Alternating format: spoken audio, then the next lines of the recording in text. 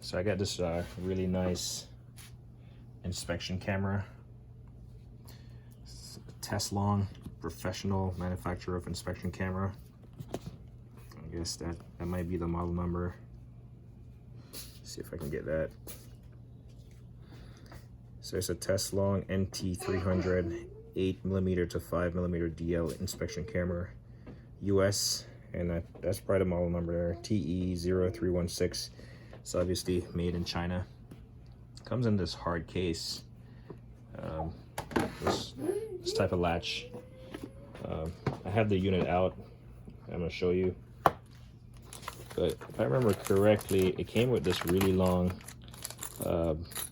cable, like if you had to like, so it's IP rated, so you can put it in water.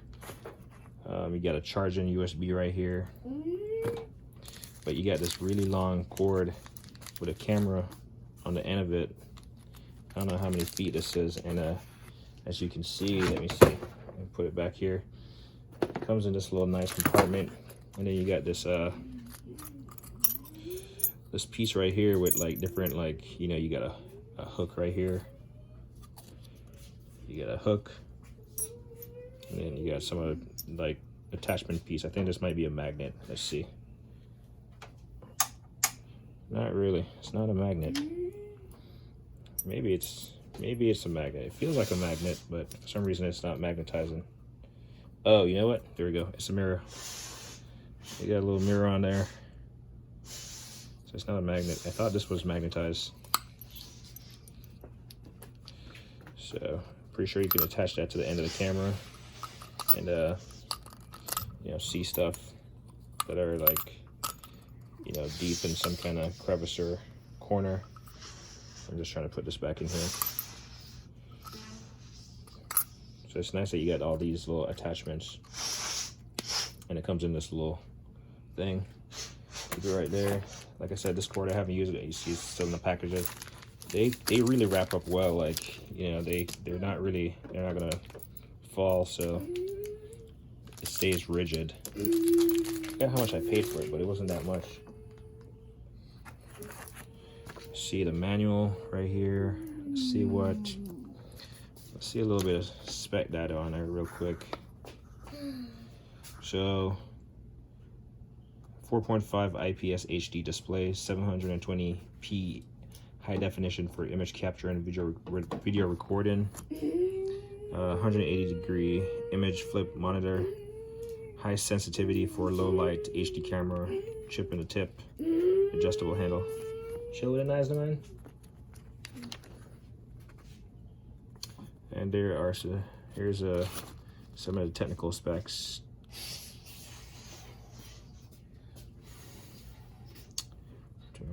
Anyway, I also have 2 small hooks you can attach, and they come in these little things for convenient storage, so you don't really lose them. So I'll put this back in here, and then I'll show you the camera, which I have in the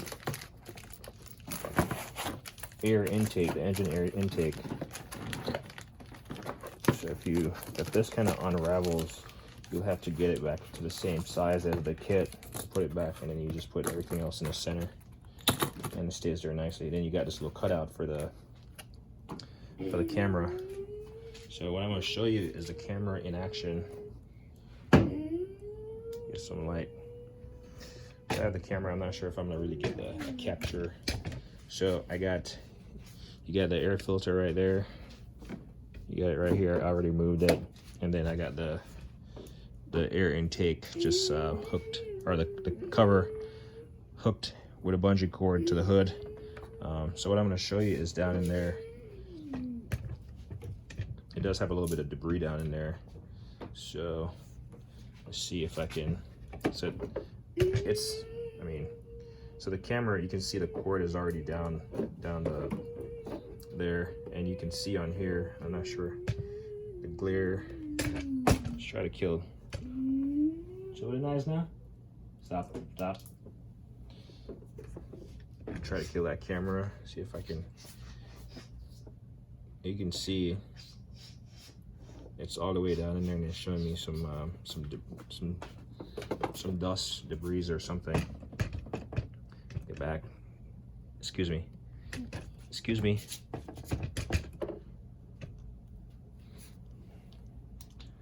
So it's all the way down in there. I'll remove it just so you know it's not pointing somewhere random. So there's a tip. Here's the tip of the camera, and I'm just gonna. So the snorkel, or the, if you see it, it's like right there. It's hard to see, but I'm gonna feed it down in there. Excuse me. Get back. Get back. And I'm gonna try to feed it down in there. So I know it's kind of hard to see, manipulate the camera and do stuff at the same time. Ooh, but here's a really good image, so I kind of got lucky as far as where it landed. But there we go. So it's pointed all the way down to the bottom, and you have all that stuff built up. Talking about the camera itself, it's like this type of handle. That's how it looks on the back. You can actually unscrew the camera, or the, what do you call it, the neck, I guess. And then you're gonna see me rotate the image just by pressing this. That's why I'm gonna say you can do 180 degrees. Then you got a couple menu functions. You can freeze, you can rotate, you know, do stuff. You can snap a picture, or that's actually record, stop. It shows the battery status up there, and like a microphone and a chip, and it shows it's on record right now in the top up there. So it's saved into an internal memory. But this is I was really impressed with the quality of this camera. I'm gonna try to show you the throttle body. So that should be pretty easy to get to. So let me see if I can vector this camera up. So it's right there, and you can see the intake right there, right? You can see where the camera is going to.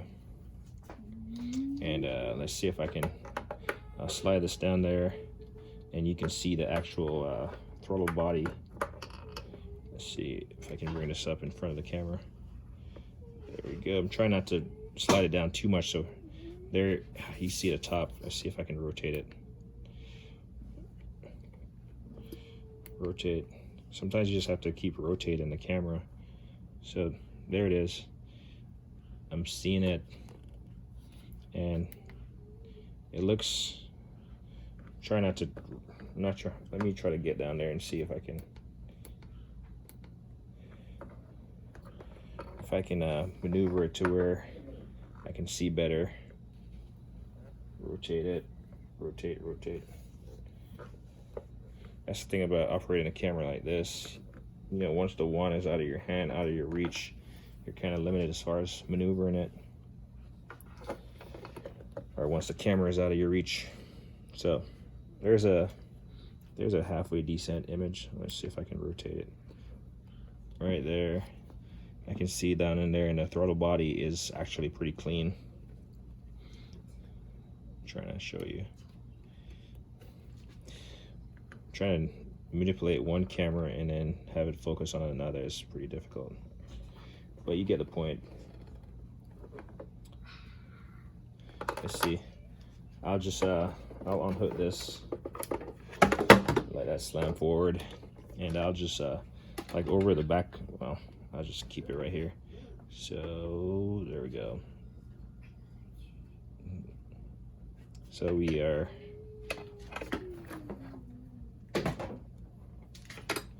like, we're looking at the top of the engine, DreamWorks or whatever. We'll rotate this image right side up. Missed it. There we go. See if I can get this closer. Camera closer. And I'll put the camera right there. That's the top of the engine, Dream, sorry. And pretty high def. I'm just trying to show really how there's the O2 sensor on top of the engine. So I'm just trying to show the quality of this camera more so. It was kind of shaky, apologize. So it has a power button down here. I'm gonna power it off. It actually has a little light button right here. So you notice it has a little light on the tip. So if I press this little button right here above the power button, it should turn it off. There we go. And I think it changes like, it looks like it changes intensity. And then right there, you know, the battery. Yeah. I mean, you can read what's on the battery, literally. But I'll power it off and I'll show you. This is what I was talking about. It connects up here. You just kind of screw it on.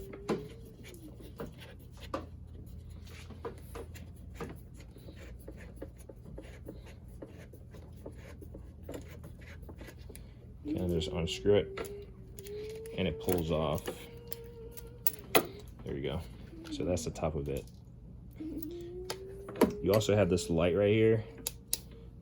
There you go. You have a light at the end of it to give you like additional light, like directional light. There we go. And that's just right here.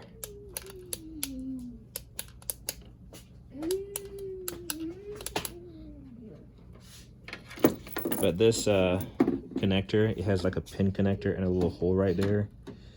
A little alignment guide right there. You want to make sure that's aligned with this red dot up here for it to go on. So that little top portion, little cutout right here. See my finger pointing to? Just want to make sure it's aligned with this little red dot. And then you just simply screw it back on. You gotta hold it relatively straight, but it's not hard. Screw it on. Snug it up with my finger. So it's not fully on. Yeah.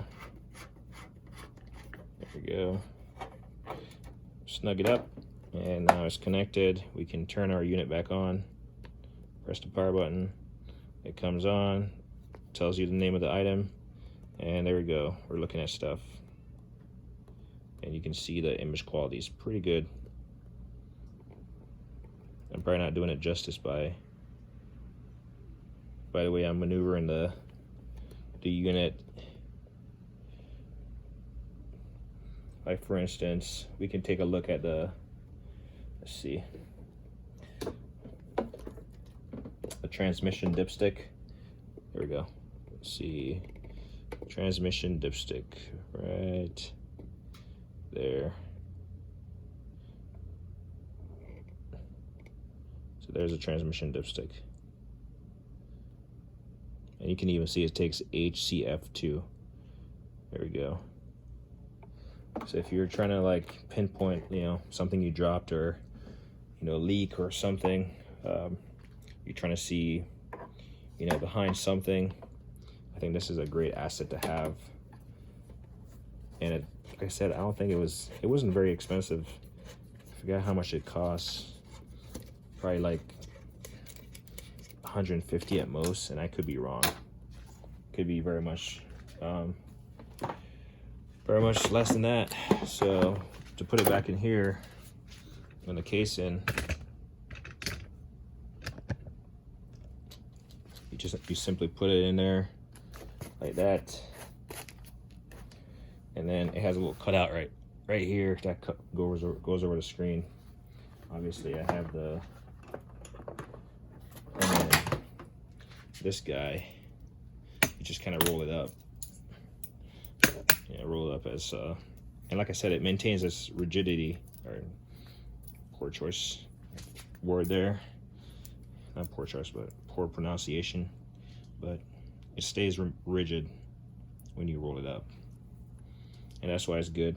like I said, you can use it in water. I'd read the manual, but I've seen it demonstrated, and I've seen it used in, like, inside of a pool, and I was pretty impressed. Comes as this really nice case. Latches up nicely. If you need you can buy one of these, and they could cost you hundreds of thousands of dollars, or, well, not hundreds of thousands, but thousands of dollars, hundreds of dollars. But you can get something relatively cheap, and it's going to be a professional quality that they claim, even though, you know, it's made in China, but it's good. So let me say, like, I don't hear the thing. This is TESLONG, professional manufacturer of inspection camera.